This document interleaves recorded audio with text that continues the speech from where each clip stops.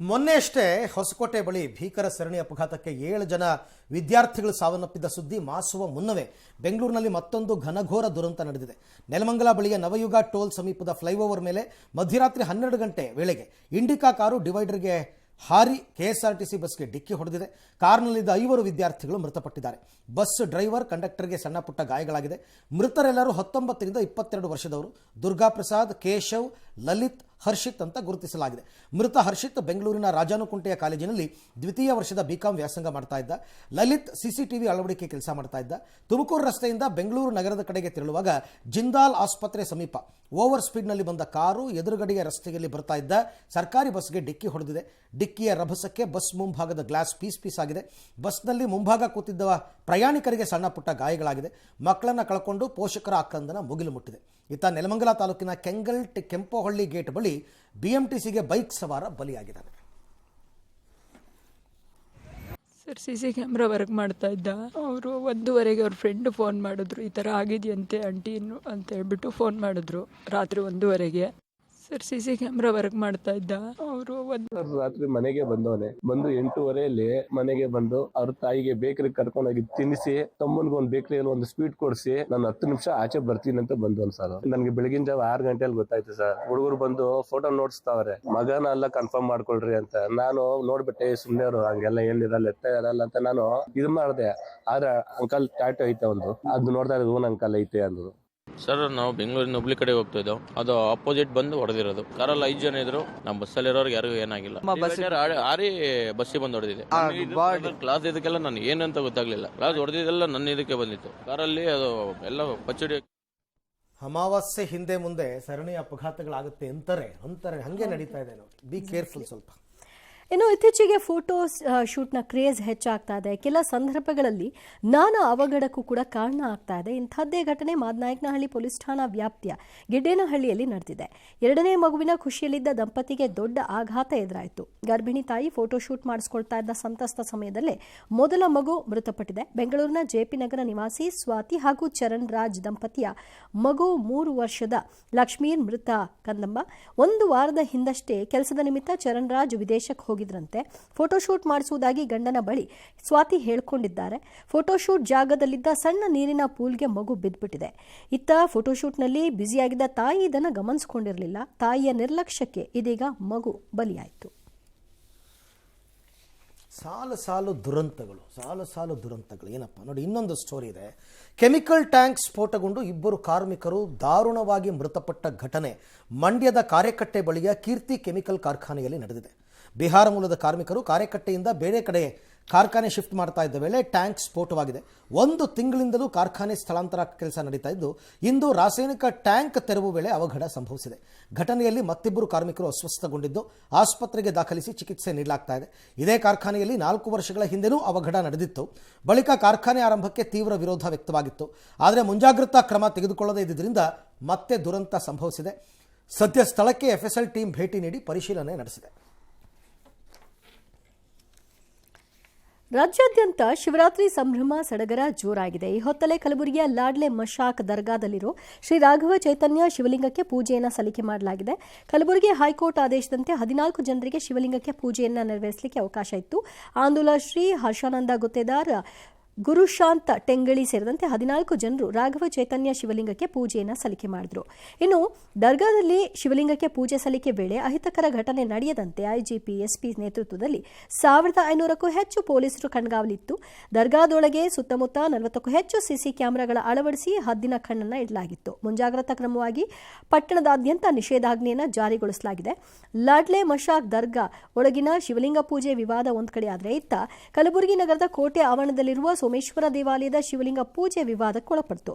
ಕೋಟೆ ಒಳಗಿನ ಶಿವಲಿಂಗ ಪೂಜೆಗೆ ಮುಂದಾದ ಹಿಂದೂ ಮುಖಂಡರನ್ನ ಪೊಲೀಸರು ತಡೆದಿದ್ದಾರೆ. ಪುರಾತತ್ವ ಇಲಾಖೆ ಅನುಮತಿಯನ್ನ ಪಡೆಯಬೇಕು ಅಂತ ತಡೆದ ಹಿನ್ನೆಲೆಯಲ್ಲಿ ದೇವಸ್ಥಾನದ ಮುಂಭಾಗ ಧರಣಿಯನ್ನ ಕೂತರು.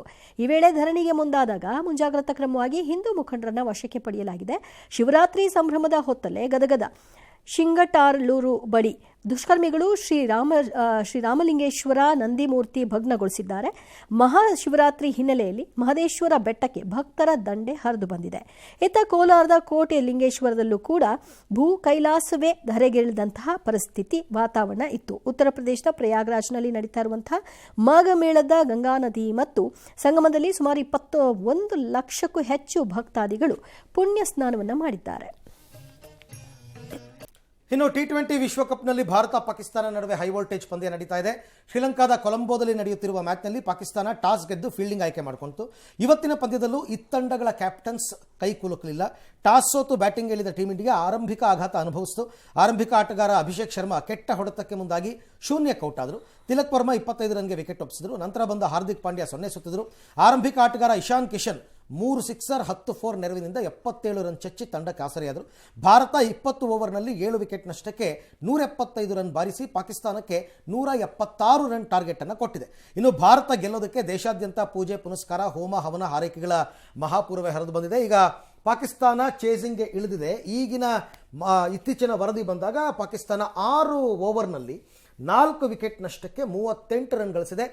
4 ಬೇಗನೆ ವಿಕೆಟ್ ಅನ್ನು ಪಡೆದಿರೋದು ಭಾರತಕ್ಕೆ ಆಶಾದಾಯಕವನ್ನ ಮೂಡಿಸಿದೆ. ಜೀನಿ ಸ್ಲಿಮ್ ತಗೊಳಕ್ಕೆ ಸ್ಟಾರ್ಟ್ ಮಾಡಿದ್ನು ಅವಾಗ ಮಂತ್ಲಿ ಪೀರಿಯಡ್ಸ್ ಆಗ್ತಾ ಇದ್ದೀನಿ. PCOD ಪ್ರಾಬ್ಲಮ್ ನಾರ್ಮಲ್ ಆಗಿದೆ, ಥೈರಾಯ್ಡ್ ನಾರ್ಮಲ್ ಆಗಿದೆ. ಪೀರಿಯಡ್ಸ್ ಎಲ್ಲ 6 ಮಂತ್ ಆದ್ರೂ ಆಗ್ತಾ ಇದ್ದಿಲ್ಲ, ಇವಾಗ ರೆಗ್ಯುಲರ್ ಪೀರಿಯಡ್ಸ್ ಆಗ್ತಾ ಇದೆ. ಜೀನಿ ಸ್ಲಿಮ್ ನ ಯೂಸ್ ಮಾಡಿ 8 ತಿಂಗಳಲ್ಲಿ 55 kg ಸಣ್ಣ ಆಗಿದ್ದಾರೆ. ಜೀನಿ ಸ್ಲಿಮ್ ತಗೊಳ್ಳಿ, ಬೇಗ ಸಣ್ಣ ಆಗ್ತೀರಾ, ಫ್ಯಾಟ್ ಲಾಸ್ ಆಗ್ತದೆ. ಜೀನಿ ಸ್ಲಿಮ್ ನ ಯೂಸ್ ಮಾಡಿ 100% ಯಾವುದೇ ಸೈಡ್ ಎಫೆಕ್ಟ್ ಇಲ್ದಂಗೆ ಸಣ್ಣ ಆಗ್ತೀರಾ. ಹಾಸನದಲ್ಲಿ ಮಹಿಳೆ ನಿಗೂಢವಾಗಿ ನಾಪತ್ತೆಯಾಗಿದ್ದ ಕೇಸ್ಗೆ ಒಂದು ದೊಡ್ಡ ಟ್ವಿಸ್ಟ್ ಸಿಕ್ಕಿದೆ. 30 ಲಕ್ಷ ಮೌಲ್ಯದ ಒಡವೆ ಸಮೇತ ನಾಪತ್ತೆಯಾಗಿದ್ದ ಮಹಿಳೆ ಪ್ರಿಯಕರನೊಂದಿಗೆ ಸಿಕ್ಕಿಬಿದ್ದಿದ್ದಾಳೆ.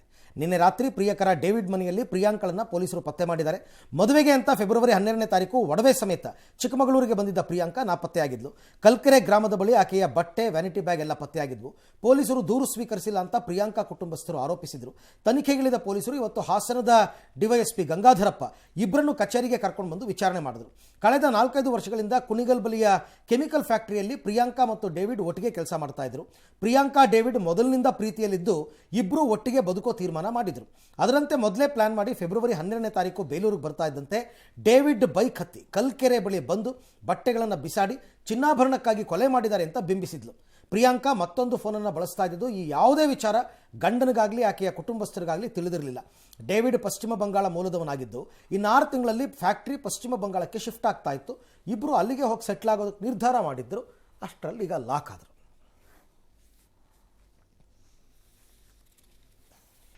ಚಾಮರಾಜನಗರದ ಬಿಳಿಗಿರಿ ರಂಗನ ಬೆಟ್ಟ ಹುಲಿ ಸಂರಕ್ಷಿತಾರಣ್ಯದಲ್ಲಿ ಮತ್ತೊಂದು ಹುಲಿ ಅನುಮಾನಾಸ್ಪದವಾಗಿ ಸಾವನ್ನಪ್ಪಿದೆ. ಗುಂಡಾಲ್ ಡ್ಯಾಂನಲ್ಲಿ ತೇಲಾಡುವ ಸ್ಥಿತಿಯಲ್ಲಿ ಹುಲಿ ಮೃತದೇಹ ಪತ್ತೆಯಾಗಿದೆ. ಬೇಟೆ ಅಥವಾ ವಿಷವೈಕೆ ಸಾಯಿಸಿರುವ ಶಂಕೆ ವ್ಯಕ್ತವಾಗಿದ್ದು ಅರಣ್ಯಾಧಿಕಾರಿಗಳು ತನಿಖೆಯನ್ನು ಕೈಗೊಂಡಿದ್ದಾರೆ. ಇತ್ತ ಜಿಲ್ಲೆಯಲ್ಲಿ ಚಿರತೆಗಳ ಹಾವಳಿ ಮಿತಿಮೀರಿದೆ. ಮಲೆಮಹದೇಶ್ವರ ಬೆಟ್ಟದಲ್ಲಿ ಮತ್ತೆ ಚಿರತೆ ಪ್ರತೀಕ್ಷೆ ಹಿನ್ನೆಲೆ ಅರಣ್ಯ ಇಲಾಖೆ ಅಧಿಕಾರಿಗಳು ಕೂಡ ಎಚ್ಚೆತ್ತಿದ್ದಾರೆ. ಇದೀಗ ಮಹದೇಶ್ವರ ವನ್ಯಧಾಮದ ಅಧಿಕಾರಿಗಳು ಬೋನು ಅಳವಡಿಕೆ ಮಾಡಿದ್ದಾರೆ. ಈ ಹಿಂದೆ ಮಂಡ್ಯ ಮೂಲದ ಪಾದಯಾತ್ರಿಯನ್ನ ಚಿರತೆ ಬಲಿ ಪಡೆದಿತ್ತು. ಅಲ್ಲದೆ ಚನ್ನಪಟ್ಟಣ ಮೂಲದ ಬಾಲಕನ ಮೇಲೂ ಕೂಡ ದಾಳಿಯನ್ನು ನಡೆಸಿತ್ತು. ಹೀಗಾಗಿ ಪಾದಯಾತ್ರೆ ತೆರಳುತ್ತಾ ಇರೋ ಭಕ್ತರಿಗೆ ತೊಂದರೆ ಆಗಬಾರದು ಅಂತ ಅರಣ್ಯ ಇಲಾಖೆ, ಪೊಲೀಸ್ ಇಲಾಖೆ ಹಾಗೂ ಜಿಲ್ಲಾಡಳಿತದಿಂದ ಕಟ್ಟೆಚ್ಚರ ವಹಿಸಲಾಗಿದೆ. ಇನ್ನೊಂದು ಕತೆ ಚೆನ್ನಾಗಿದೆ ನೋಡಿ, ಹಿಂಗೆ ಬುದ್ಧಿ ಕಲಿಸ್ಬೇಕು. ಡ್ರಂಕ್ ಅಂಡ್ ಡ್ರೈವ್ ಮಾಡ್ತಾ ಇದ್ದವನಿಗೆ ಏನು ಶಿಕ್ಷೆ ಕೊಟ್ಟಿದ್ದಾರೆ ಗೊತ್ತಾ? ಕುಡಿದು ವಾಹನ ಓಡಿಸಬೇಡಿ ಅಂತ ಉರಿ ಬಿಸಿಲಲ್ಲಿ ಬೋರ್ಡ್ ಹಿಡಿದು ಜಾಗೃತಿ ಮೂಡಿಸೋ ಶಿಕ್ಷೆ ಕೊಟ್ಟಿದ್ದಾರೆ. ಚಾಮರಾಜನಗರ ಹಿರಿಯ ಸಿವಿಲ್ ನ್ಯಾಯಾಧೀಶರು ಈ ವಿನೂತನ ಶಿಕ್ಷೆ ಕೊಟ್ಟಿರೋದು. ಮದ್ಯಪಾನ ಮಾಡಿ ಆಟೋ ಓಡಿಸ್ತಾ ಇದ್ದ ಆಟೋ ಚಾಲಕ ರಾಜಶೇಖರ್ ಸಂಚಾರಿ ಪೊಲೀಸರಿಗೆ ಸಿಕ್ಕಿಬಿದ್ದಿದ್ದ. ಚಾಮರಾಜನಗರ ಸಂಚಾರಿ ಪೊಲೀಸರು ಪ್ರಕರಣ ದಾಖಲಿಸಿಕೊಂಡಿದ್ದರು. ನ್ಯಾಯಾಧೀಶರು ಜಾಗೃತಿ ಮೂಡಿಸೋದ್ರ ಜೊತೆಗೆ 1,000 ರೂಪಾಯಿ ದಂಡವನ್ನು ಹಾಕಿದ್ರು. ಅದರಂತೆ ಚಾಮರಾಜನಗರದ ಭುವನೇಶ್ವರಿ ವೃತ್ತದಲ್ಲಿ ನ್ಯಾಯಾಧೀಶರು ನೀಡಿದ ಶಿಕ್ಷೆಯನ್ನು ಆಟೋ ಚಾಲಕ ಪಾಲಿಸಿದ್ದಾನೆ. ಲೋಕಸಭೆ ಸ್ಪೀಕರ್ ಓಂ ಬಿರ್ಲಾರನ್ನ ಪದಚ್ಯುತಗೊಳಿಸುವಂತೆ ವಿರೋಧ ಪಕ್ಷಗಳು ಮಂಡಿಸಿರುವಂತಹ ಅವಿಶ್ವಾಸ ನಿರ್ಣಯದ ಕುರಿತು ಮಾರ್ಚ್ 9ನೇ ತಾರೀಕು ಲೋಕಸಭೆಯಲ್ಲಿ ಚರ್ಚೆ ಆಗುತ್ತೆ. ಚರ್ಚೆ ಬಳಿಕ ನಿರ್ಣಯದ ಮೇಲೆ ಮತದಾನ ಕೈಗೊಳ್ಳಲಾಗುವುದು ಅಂತ ಕೇಂದ್ರ ಸಂಸದೀಯ ವ್ಯವಹಾರಗಳ ಸಚಿವ ಕಿರಣ್ ರಿಜಿಜು ತಿಳಿಸಿದ್ದಾರೆ. ಸಂಸತ್ತಿನ ಬಜೆಟ್ ಅಧಿವೇಶನದ 2ನೇ ಹಂತವು ಮಾರ್ಚ್ 9ರಿಂದ ಏಪ್ರಿಲ್ 2ರವರೆಗೆ ನಡೆಯುತ್ತೆ. ಮೊದಲ ದಿನವೇ ಚರ್ಚೆ ನಡೆಸಿ ನಂತರ ಮತದಾನ ನಡೆಯುತ್ತೆ ಅಂತ ತಿಳಿಸಿದ್ದಾರೆ. ವಿಪಕ್ಷಗಳು ಫೆಬ್ರವರಿ 10ರಂದು ಸ್ಪೀಕರ್ ವಿರುದ್ಧ ಅವಿಶ್ವಾಸ ನಿರ್ಣಯವನ್ನು ಮಂಡಿಸಿದ್ದು ಮಾರ್ಚ್ 9ರಂದು ಈ ಬಗ್ಗೆ ಚರ್ಚೆಯಾಗುತ್ತೆ. ಇನ್ನು ಬಾಂಗ್ಲಾದೇಶ ಚುನಾವಣೆಯಲ್ಲಿ ಗೆದ್ದಿರುವ BNP ಅಧ್ಯಕ್ಷ ತಾರಿಕ್ ರೆಹಮಾನ್ ನಾಡಿದ್ದು 17ನೇ ತಾರೀಕು ಪ್ರಧಾನಿಯಾಗಿ ಪ್ರಮಾಣ ವಚನ ಸ್ವೀಕರಿಸುತ್ತಾರೆ. ಪ್ರಮಾಣ ವಚನ ಸ್ವೀಕಾರ ಸಮಾರಂಭಕ್ಕೆ ಪ್ರಧಾನಿ ನರೇಂದ್ರ ಮೋದಿಗೂ ಆಹ್ವಾನವನ್ನು ಕೊಟ್ಟಿದ್ದಾರೆ. ಆದರೆ ಮೋದಿ ನಿಗದಿತ ಕಾರ್ಯಕ್ರಮ ಕಾರಣ ಭಾಗವಹಿಸ್ತಾ ಇಲ್ಲ. ಫೆಬ್ರವರಿ 17ನೇ ತಾರೀಕು ಪ್ರಧಾನಿ ಮೋದಿ ಮುಂಬೈನಲ್ಲಿ ಫ್ರೆಂಚ್ ಅಧ್ಯಕ್ಷ ಎಮ್ಯಾನ್ಯುಯಲ್ ಮ್ಯಾಕ್ರನ್ ಅವರೊಂದಿಗೆ ದ್ವಿಪಕ್ಷೀಯ ಮಾತುಕತೆ ನಡೆಸಲಿದ್ದಾರೆ. ಹೀಗಾಗಿ ಅವರ ಬದಲಾಗಿ ವಿದೇಶಾಂಗ ಕಾರ್ಯದರ್ಶಿ ವಿಕ್ರಮ್ ಮಿಸ್ರಿ ಮತ್ತು ಲೋಕಸಭಾ ಸ್ಪೀಕರ್ ಓಂ ಬಿರ್ಲಾ ಪಾಲ್ಗೊಳ್ತಾ ಇದ್ದಾರೆ.